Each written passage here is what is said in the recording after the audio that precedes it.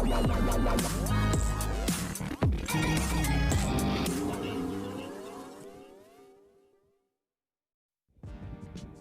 Plus पर आने वाले शो अनुपमा में आज देखेंगे कि वनराज अनुपमा के कमरे में आता है और कहता है कि कल रात मैंने जो भी गलती की या 25 सालों में जो भी गलतियां की हैं उनके लिए मुझे माफ़ कर दो।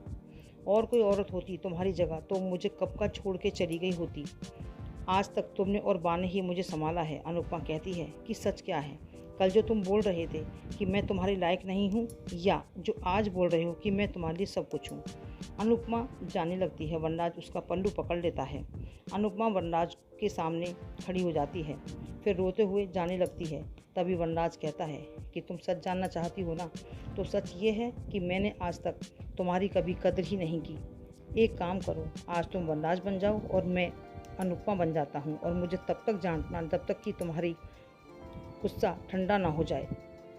तुम मुझे माफ़ नहीं करोगी तो मैं मर जाऊंगा। तभी अनुपमा कहती है कि नहीं नहीं, ऐसी अशुभ बातें मत बोलो, और अनुपमा वनराज के गले लग जाती है और अनुपमा से उसी के अंदाज में वनराज सॉरी कहता है। अनुपमा वनराज को माफ़ कर देती है।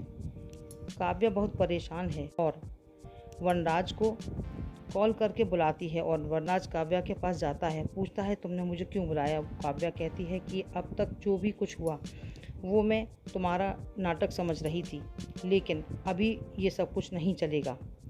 और नाटक नहीं है तो सच क्या है ये बताओ। काव्या कहती है कि मैंने तुमको इसलिए बुलाया है कि मैं जो कुछ भी कहूँगी करोगे। वनराज कहता है कि हाँ बोलो, क्या करवाना चाहती हो। काव्या कहती है कि ठीक है, कल 25वीं एनिवर्सरी पर अनुपमा से पहले तुम मुझसे शादी करोगे और मंगलसूत्र पहनाओगे। वनराज कहता है कि तुम मेरे लिए इतना करती हो, रोती हो, परेशान होती हो और मेरी सभी बातों को झेलती हो, तो तुम्हारी खुशी के लिए ये भी करूँगा। काव्या खुश हो जाती है और काव्या कहती है कि हम मंदिर जा कर के शादी करेंगे, कोर्ट में नहीं।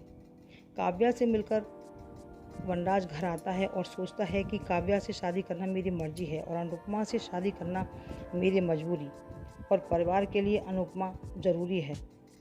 भगवान से प्रार्थना करता है कि मेरी दोनों दुनिया को सलामत रखना। बच्चे एनिवर्सरी की तैयारी करते हैं। वनराज अनुपमा के पास आता है और कहता है कि तुम मेरे बारे में सोच रही थी ना। अनुपमा शर्मा जाती है और कहती है कि शादी से पहले हम मंदिर होकर के आते हैं और एक छोटी सी पूजा करवाते हैं। वनराज हाँ कह देता है और अनुपमा चली जाती है। वनराज सोचता है कि एक बार अनुपमा से शादी का ड्रामा ख़त्म हो जाए, फिर तो मैं काव्या के साथ खुशी खुशी रहूँगा और अनुपमा घर को संभालेगी।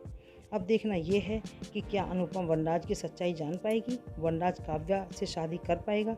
कमेंट्स करके ज़रूर बताएं और चैनल को लाइक शेयर और सब्सक्राइब करना ना भूलें।